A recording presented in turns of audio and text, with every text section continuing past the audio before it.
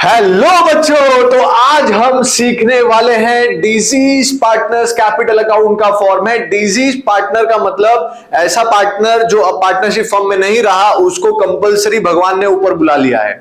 ठीक है, तो आप जो पार्टनर मर चुका है उसका कैपिटल अकाउंट बनाने वाले हैं, क्योंकि उसके जो लीगल हेयर्स हैं, एग्जीक्यूटर्स हैं, आपसे पैसा मांगने आएंगे, आप पार्टनर से पैसा मांगने आएंगे, इसीलिए आपको वो अकाउंट बनाना पड़ेगा। तो डिजीज पार्टनर्स कैपिटल अकाउंट का फॉर्मेट बहुत ही इजी है बच्चों, तो वो ही हम आज सीखने वाले हैं। सबसे पहले आपको ये याद रखना है डिजीज पार्टनर्स कैपिटल अकाउंट क्यों कब बनाना पड़ता है, जब एक पार्टनर की डेथ हो जाती है। और डेथ क्या है, अनसर्टेन है, कभी भी होती है, इसलिए वो साल के बीच में कभी भी बन सकता है। ठीक है, तो उसके कैलकुलेशंस कैसे करने हैं, क्या करना है, वो हम यहां पे सीखने वाले हैं। उसको कितना पैसा, क्या पैसा देना पड़ता है, वो हम सारी चीजें सीखने वाले हैं। तो बहुत ही इजी कॉन्सेप्ट है बच्चों, मजा आएगा यहां पर, देखिए ध्यान से। तो सबसे पहली बात, ये कैपिटल अकाउंट आप कब बनाओगे डिजीज पार्टनर। डिजीज पार्टनर का मतलब क्या होता है, जो पार्टनर मर चुका है, the partner who has died, तो उसका कैपिटल अकाउंट आपको बनाना है। क्यों बनाना है, क्योंकि उसके जो लीगल हेयर्स है, एग्जीक्यूटर्स है, वो आपसे पैसा मांगने आएंगे, तो उसका कितना हिसाब किताब निकलता है वो देना पड़ेगा आपको। ठीक है, तो डेथ होती है तब बनाना पड़ता है। दूसरा, अब ये पार्टनर्स कैपिटल अकाउंट में आता क्या है, जो पार्टनर जा चुका है उसको कितना पैसा देना था, उससे कितना पैसा लेना था, वो सब यहां पर अकाउंट होगा। और सबसे इंपॉर्टेंट होता है कि जिस दिन वो मरा है उस दिन तक का उसका प्रॉफिट कैलकुलेट करना होता है, जो कि profit and loss suspense account के थ्रू कैलकुलेट करना होता है। वो भी कैसे कैलकुलेट करेंगे वो हम यहां पे देखेंगे। ठीक है, तो डेथ होगी तब ये सब कैलकुलेशन होगा, और क्या क्या चीजें हम उसको देने वाले हैं और उससे क्या क्या लेने वाले हैं। तो जो जो चीजें हम पार्टनर को देंगे वो उसके क्रेडिट में जाएगा, और जो जो चीजें उससे लेनी होंगी वो सारी चीजें डेबिट में जाएंगी। ठीक है, तो हम स्ट्रेट अवे स्टार्ट करते हैं उसका अकाउंट। तो देखिए कैसा फॉर्मेट होता है, फॉर्मेट तो हमको पता ही है। तो यहां पे हम लिख देंगे, क्या बना रहे हम लोग, diseased partners, disease partners capital account हम बनाने जा रहे हैं। ठीक है, ये पर्टिकुलर्स होता है, आपको पता ही है बचपन से, पर्टिकुलर्स, यहां पे रुपीस, पर्टिकुलर्स और रुपीस। ठीक है, और डेबिट क्रेडिट तो बचपन वाला खेल है, डेबिट क्रेडिट लिखना है आपको। ठीक है, अब आपको याद रखना है, कोई भी पार्टनर मर जाता है, उसका कैपिटल अकाउंट उसके मरने के बाद किस तरीके से बनेगा, वो इस तरीके से बनेगा। ध्यान दीजिए, सबसे पहली बात, हम सारी चीजें जो उसको देनी है वो सब हम क्रेडिट साइड लिखेंगे, और उससे जो कुछ भी लेना बनता था वो सब हम डेबिट साइड लिखेंगे। ठीक है, तो सबसे पहले आपको स्टार्ट करना है उसके कैपिटल अकाउंट के बैलेंस से। उसको हम यहां पे लिखेंगे बाय बैलेंस ब्रॉट डाउन, जितना उसका बैलेंस शीट में at the time of death पैसा होगा कैपिटल अकाउंट में, वो क्रेडिट साइड लिखेंगे, क्योंकि capital account is a liability, it always have credit balance, इसलिए क्रेडिट बैलेंस में ये कहां से आ जाएगा, ये जो बैलेंस शीट में आपको एज पर बैलेंस शीट जो दिया रहेगा, वो यहां पे बैलेंस कैरी डाउन लिखना है, इस पार्टनर के नाम के सामने जो भी कैपिटल रहेगा वो। ठीक है, दूसरा, उसको हम देंगे, और क्या दे देंगे हम यहां पे क्रेडिट साइड में, उसको रीवैल्यूएशन, जब वो मरेगा उस दिन रीवैल्यूएशन होगा, उस दिन का रीवैल्यूएशन का जो प्रॉफिट होगा वो हम यहां पर उसको देंगे। तो हम लिखेंगे यहां पे रीवैल्यूएशन अकाउंट, जो भी एसेट्स एंड लायबिलिटीज रीवैल्यू होगी, उसका जो भी प्रॉफिट होगा वो उसको देना पड़ेगा।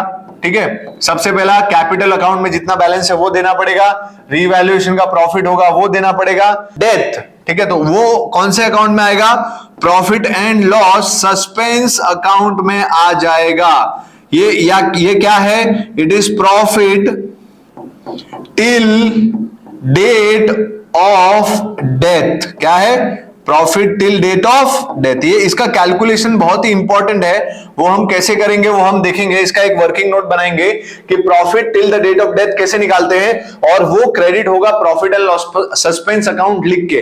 तो by profit and loss suspense account आपको लिखना है, plus till the date of death उसको सैलरी कितनी बनती है, कमीशन कितना बनता है, वो सारी चीजें भी उसको देनी पड़ेंगी हमको। तो बाय यहां पे लिखना पड़ेगा आपको सैलरी, या जो कमीशन उसका बनता है वो, ये सारी चीजें आपको उसको देनी पड़ेंगी। प्लस अगर आपके पार्टनरशिप डीड में इंटरेस्ट ऑन कैपिटल एग्रीड था तो till the date of death आपको इंटरेस्ट ऑन कैपिटल भी देना पड़ेगा। तो इंटरेस्ट ऑन कैपिटल, तो ये सारी चीजें आपको उसको देनी पड़ेंगी। जो पार्टनर जा रहा है कंपलसरी, उसको भगवान बुला रहे हैं, तो ये सारी चीजें आपको देनी पड़ेंगी। तो ये सारी चीजें देनी पड़ेगी। क्या क्या देना पड़ेगा? सबसे पहले उसका बैलेंस जो कैपिटल अकाउंट में था वो, दूसरा रिवैल्यूएशन का profit till the date of death, जो रिवैल्यूएशन होगा जिस दिन वो मरेगा उस दिन रिवैल्यूएशन होगा एसेट्स एंड लायबिलिटीज का, तो उस दिन तक का जो रिवैल्यूएशन का प्रॉफिट है वो उसको देना पड़ेगा। जनरल रिजर्व में उसका शेयर देना पड़ेगा। प्रॉफिट एंड लॉस में उसका शेयर जो एक्यूमुलेटेड है पहले से, प्रॉफिट एंड लॉस और जनरल रिजर्व उसमें उसका share. Profit and loss suspense यानी profit till the date of death आपको कैलकुलेट करना पड़ेगा। और salary, commission, interest on capital जिस दिन वो मरा है तब तक का आपको कैलकुलेट करके उसको देना पड़ेगा। तो ये सारी चीजें एक डिसीज पार्टनर को आपको देनी पड़ेंगी और उससे रिसीवेबल्स क्या क्या होगा वो आपको देखना है। तो सबसे पहले डेबिट में, जैसे अगर यहां पे रिवैल्यूएशन प्रॉफिट हुआ है तो चांसेस है रिवैल्यूएशन लॉस होने का भी, तो यहां पे आपको लिखना पड़ेगा रिवैल्यूएशन अकाउंट, लेकिन रिवैल्यूएशन अकाउंट, लेकिन उसका अगर लॉस हुआ है तो रिवैल्यूएशन अकाउंट, लेकिन अगर लॉस हुआ है तो वो इधर आएगा, लॉस हुआ है तो इधर आएगा। उसी तरह से जितने भी एक्यूमुलेटेड लॉसेस हैं वो अगर लॉसेस हैं बैलेंस शीट में तो वो आएंगे। तो मैं यहां पे लिख देता हूं एक्यूमुलेटेड लॉसेस जिसमें आपका profit and loss debit balance होगा। क्या बैलेंस होगा? Profit and loss debit balance. ये एसेट साइड मिलेगा आपको और ये जो मिला था वो लायबिलिटी साइड मिलेगा। ठीक है, फिर उसने कुछ ड्राइंग्स की है तो वो भी यहां पे माइनस हो जाएगी। ड्राइंग्स अगर की है तो कैश बैंक अकाउंट से पैसा निकाल लिया होगा उसने, तो वो भी ड्राइंग्स भी माइनस होगी हिसाब किताब में। मतलब हम उसको क्या क्या देना था वो इधर है, उससे क्या क्या लेना था उधर है, और बैलेंस जो बचेगा वो हम एग्जीक्यूटर को दे देंगे या एग्जीक्यूटर के लोन अकाउंट में डाल देंगे। ठीक है, ये ड्राइंग्स हो गया। और फिर क्या चार्ज करेंगे हम? इंटरेस्ट ऑन ड्राइंग्स अगर उससे लेना होगा तो वो भी हम ले लेंगे। इंटरेस्ट ऑन ड्राइंग्स कैलकुलेट करके कितना इंटरेस्ट ऑन ड्राइंग है, तो ये सारी चीजें हम उससे जब कैलकुलेशन करेंगे, उसका हिसाब किताब करेंगे, तो ये सारी चीजें हम उससे लेंगे और ये सारी चीजें हम उसको देंगे और हम एक टोटल मार देंगे। उसके बाद में आप फाइंड आउट करोगे कि कितना बैलेंस पेएबल है डिसीज पार्टनर को, तो वो चला जाएगा उसके एग्जीक्यूटर के अकाउंट में, क्योंकि ये पार्टनर तो है ही नहीं जिंदा, तो उसके जो लीगल हेड्स हैं या एग्जीक्यूटर हैं उनको ये पैसा मिलेगा। ठीक है, इसमें सबसे इंपॉर्टेंट कैलकुलेशन होता है ये वाला। कौन सा वाला? सबसे इंपॉर्टेंट कैलकुलेशन मैं आपको बता देता हूं। सबसे इंपॉर्टेंट कैलकुलेशन इसमें है profit and loss suspense account का कैलकुलेशन, जो आपको अच्छी तरह से आना चाहिए। बाकी सब सिंपल है, बाकी सबका कुछ नहीं करना है। बाकी सब में क्या है, जितना भी प्रॉफिट आता है उनको डायरेक्ट देते रहना उनका शेयर का। ठीक है, लेकिन सबसे इंपॉर्टेंट है प्रॉफिट एंड लॉस सस्पेंस निकालना, क्योंकि हम उसको profit till the date of death देते हैं, लेकिन एक्चुअली में इस साल का प्रॉफिट अभी तक हुआ नहीं है क्योंकि साल खत्म हुआ नहीं है। तो हम क्या करते हैं, उसमें लास्ट ईयर के एवरेज प्रॉफिट्स के बेसिस पे हम उसको उसका शेयर देते हैं। तो ये सबसे ज्यादा इंपॉर्टेंट है। ठीक है, तो क्या करेंगे हम बच्चों, इसको टोटल मार देंगे अभी, और टोटल मारने के बाद जो भी बैलेंस आएगा जनरल रिजर्व। उसके बाद क्या आएगा बच्चों? उसके बाद आपको आएगा शेयर ऑफ गुडविल, यानी पार्टनर्स को, जो पार्टनर जा रहा है उसको फर्म के शेयर का गुडविल भी मिलेगा। ठीक है, तो शेयर ऑफ गुडविल भी आएगा। यहां पर डेबिट में रिवैल्यूएशन लॉस, बाद में एक्यूमुलेटेड लॉस, कैश ड्रॉइंग्स किया, इंटरेस्ट ऑन ड्रॉइंग, और आएगा गुडविल राइट ऑफ। गुडविल भी राइट ऑफ करना पड़ेगा अगर क्वेश्चन में आपको बोला है तो गुडविल राइट ऑफ भी आपको लेना पड़ेगा। ये बहुत ही इंपॉर्टेंट है कि गुडविल राइट ऑफ भी हमको लेना है। ठीक है बच्चों, इसको टोटल मार देंगे अभी, और टोटल मारने के बाद जो भी बैलेंस आएगा वो चला जाएगा उसके एग्जीक्यूटर के अकाउंट में। ठीक है, तो एग्जीक्यूटर के अकाउंट में चला जाएगा, तो वो एक्चुअली में पे करना है आपको तो पे करो, नहीं तो लायबिलिटी में दिखेगा। ठीक है, तो यहां पे आप लिखोगे एग्जीक्यूटर लोन अकाउंट। ठीक है, एग्जीक्यूटर के लोन अकाउंट में भेज दोगे, क्योंकि उसके बाद जो उसके लीगल हेयर्स हैं वो आपसे पैसा लेंगे। ठीक है, तो ये पैसा आप एग्जीक्यूटर के लोन अकाउंट में डालो, और बाद में लोन अकाउंट कैसे सेटल करते हैं वो अलग टॉपिक है। लेकिन जो डिजीज पार्टनर कैपिटल अकाउंट है उसमें इतनी चीजें आएंगी। क्रेडिट में क्या लिखोगे, जो उसको पैसा हमको देना है, और डेबिट में क्या लिखोगे, जो उससे पैसा हमको लेना है। तो ये सारी चीजें आपको disease partner capital account solve करने के लिए आनी चाहिए, और ये सब कैलकुलेशंस आपको आने चाहिए। अब इसके बाद सबसे इंपॉर्टेंट है, मैं आपको ये सिखाऊंगा कि प्रॉफिट एंड लॉस सस्पेंस आप कैसे निकालोगे। अभी आगे वही कैलकुलेशन हम सीखने वाले हैं। ठीक है, तो how to calculate profit and loss suspense. ठीक है, प्रॉफिट एंड लॉस सस्पेंस में कितना अमाउंट आएगा वो हम सीखने वाले हैं। ठीक है, तो ध्यान दीजिए इधर, calculation of profit and loss suspense account. ठीक है, कैसे कैलकुलेट करना है प्रॉफिट एंड लॉस सस्पेंस, वो हम अभी देखने वाले हैं। ठीक है, अब एक बात ध्यान रखिए, ये profit and loss suspense account में क्या आने वाला है वो समझ लीजिए। It is profit till date of death, profit till date of death. अब एक बात ध्यान रखिए, हमारा ईयर जो स्टार्ट होता है वो स्टार्ट होता है 1 अप्रैल को, और एंड होता है 31 मार्च को। क्लियर है सबको? ईयर स्टार्ट होता है 1 अप्रैल, एंड होता है 31 मार्च। लेकिन पार्टनर टपक कब जाता है?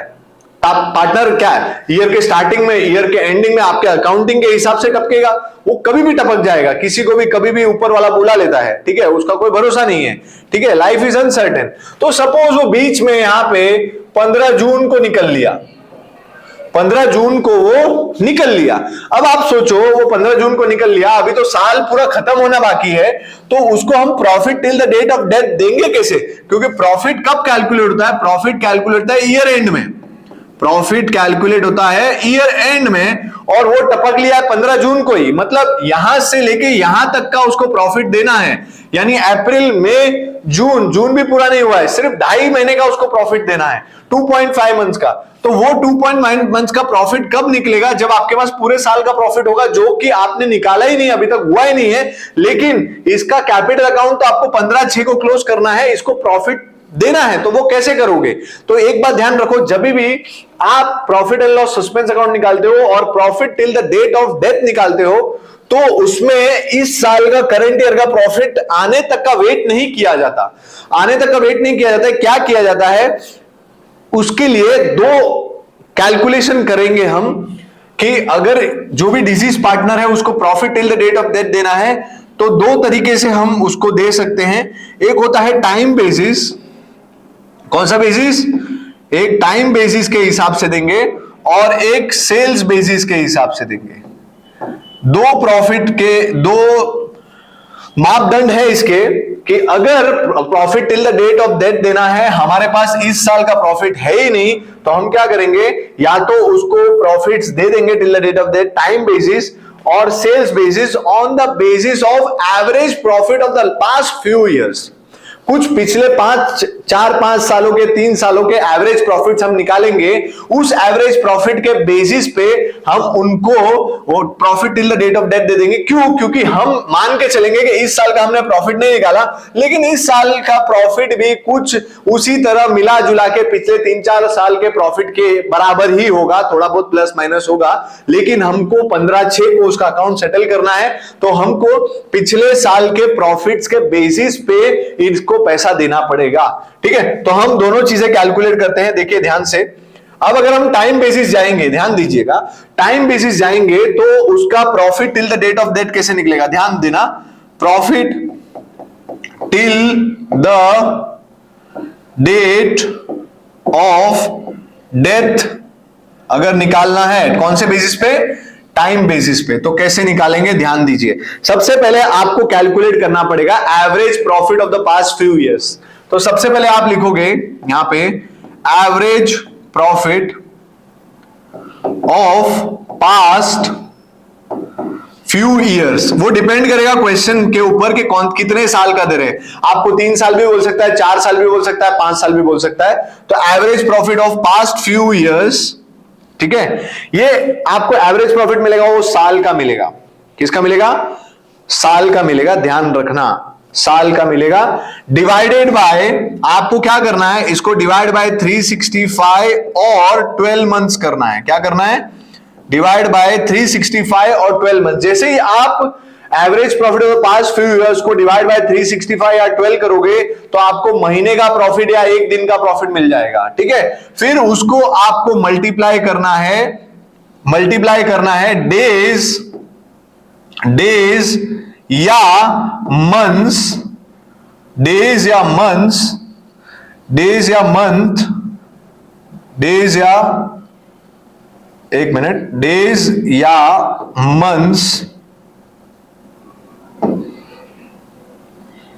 Till the date of death, till the date of death से मल्टीप्लाई करना है। सिंपल है, days months till the date of death मतलब कहां से कहां तक, 1 अप्रैल से लेके 1/4 मतलब ईयर स्टार्टिंग से लेके डेट ऑफ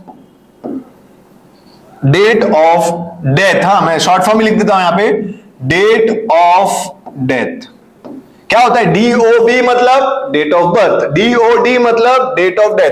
तो इसके बीच में जो समय है उतना टाइम पीरियड से मल्टीप्लाई कर दोगे आप। और यहां पे आपने देखा क्वेश्चन में, आप देख रहे हो ये वाले क्वेश्चन में, देखो कितने महीने हो रहे हैं, ये 2.5, अप्रैल, मई और जून पूरा भी नहीं है, तो यहां पे हो रहे हैं 2.5 मंथ्स। तो ये जो समय है, इतना समय, इतने के लिए आपको प्रॉफिट देना है, तो वही यहां पे आपका आ जाएगा। तो पहले आपको निकालना है average profit of the past few years, यहां पे 365 12 से इसके लिए डिवाइड करना है कि आपको दिन का प्रॉफिट मिल जाए, एक दिन का। अगर आप 365 से करोगे तो दिन का प्रॉफिट मिलेगा, और आप 12 मंथ से डिवाइड करोगे तो आपको एक महीने का प्रॉफिट मिलेगा। और उसको आप किससे मल्टीप्लाई कर दोगे? डेज या मंथ्स, डिपेंडिंग अपॉन क्वेश्चन। अगर सपोज ये डेथ हुई होती है 18 जून को, तो हमको डेज के हिसाब से करना पड़ता।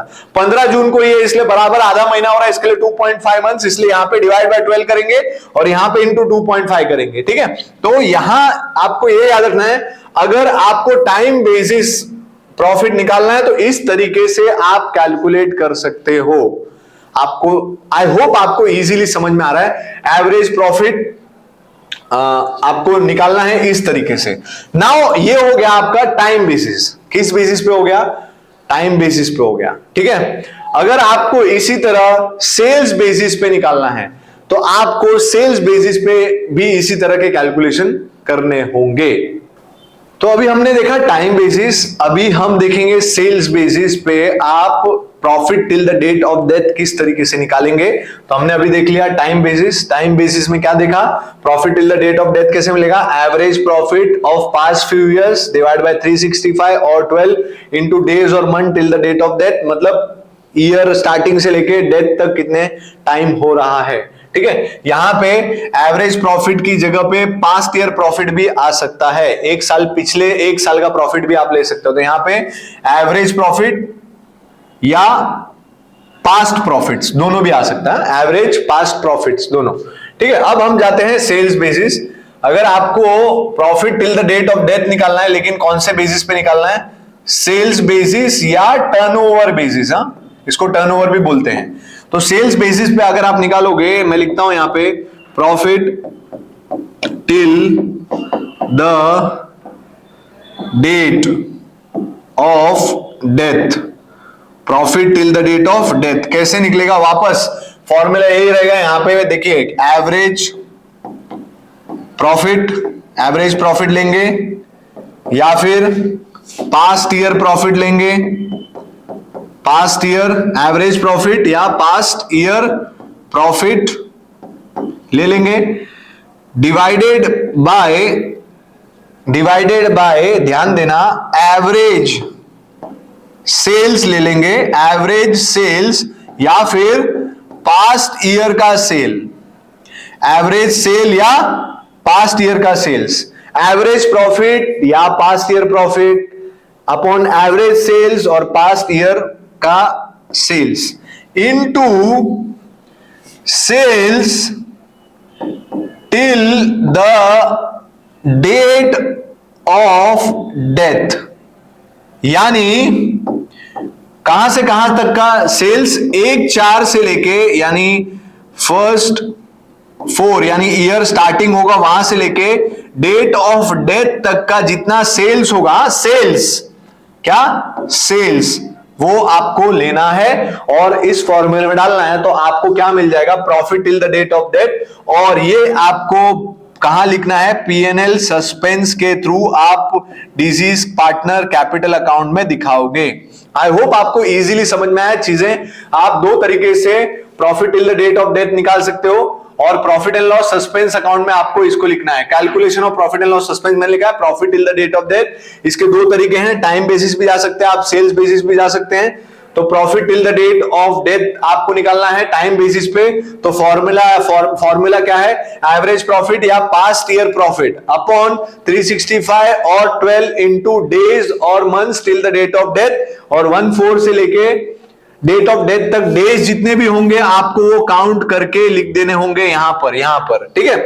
और सेल्स बेसिस में जाना है तो पहले तो ऊपर तो वही आएगा एवरेज प्रॉफिट या past year profit upon average sales और पास्ट ईयर का sales into sales till the date of death. 1-4 से लेके till the date of death जितना भी सेल्स होगा वो लिख दोगे और उसको मल्टीप्लाई कर दोगे, सॉल्व कर दोगे तो आपको profit till the date of death मिल जाएगा। और ये आप कहां जाके लिखोगे, आपको पता है फॉर्मेट में जाके लिखना है। फॉर्मेट में आप कहां लिखोगे, फॉर्मेट कहां गया, फॉर्मेट में लिखोगे, ठीक है। फॉर्मेट में अपने को जाके लिख देना है। तो फॉर्मेट ये रहा। फॉर्मेट में देखिए मैंने बताया था ये कैलकुलेशन आपको आना चाहिए और यही कैलकुलेशन के लिए मैंने वो वाला कैलकुलेशन आपको बताया है, प्रॉफिट एंड लॉस सस्पेंस कैसे निकालेगा। बाकी सब इसमें बहुत इजी होता है, ठीक है। तो आई होप आपको इजीली समझ में आ गया है कि डिजीज पार्टनर कैपिटल अकाउंट कैसे बनाना है। और उसमें सबसे मेन कैलकुलेशन है profit and loss suspense account का, जो आपको क्या बता के देता है, profit till the date of death कितना होता है वो निकाल के देता है। उसके दो तरीके हैं, एक है टाइम बेसिस और एक है सेल्स बेसिस। तो मैंने बताया आपको यहां पे टाइम बेसिस और सेल्स बेसिस। टाइम बेसिस का प्रॉफिट इस तरीके से निकलेगा और सेल बेसिस का प्रॉफिट आपको इस तरीके से निकलेगा। दोनों में क्या फर्क है, एवरेज प्रॉफिट या पास्ट ईयर प्रॉफिट, यहां पे भी एवरेज प्रॉफिट और पास्ट ईयर प्रॉफिट है, डिवाइड बाय 365 और 12 है, यहां पे डिवाइड बाय एवरेज सेल और past profit of the past sale दिया है। और यहां पे है डेज और months till the date of death, यहां पे है sales till the date of death. तो यहां पे सेल्स चाहिए, यहां पे नंबर ऑफ डेज चाहिए। आई होप आपको ये कॉन्सेप्ट बहुत ही इजीली समझ में आ गया है। और अगर आपको कोई भी टॉपिक, दूसरे टॉपिक पे वीडियो चाहिए तो प्लीज कमेंट में आप बताइए और चैनल को जरूर सब्सक्राइब कीजिए, शेयर कीजिए दोस्तों में, ताकि मुझे मोटिवेशन मिले और मैं आपके लिए इसी तरह के बेहतरीन वीडियो बनाता रहूं। धन्यवाद, थैंक यू।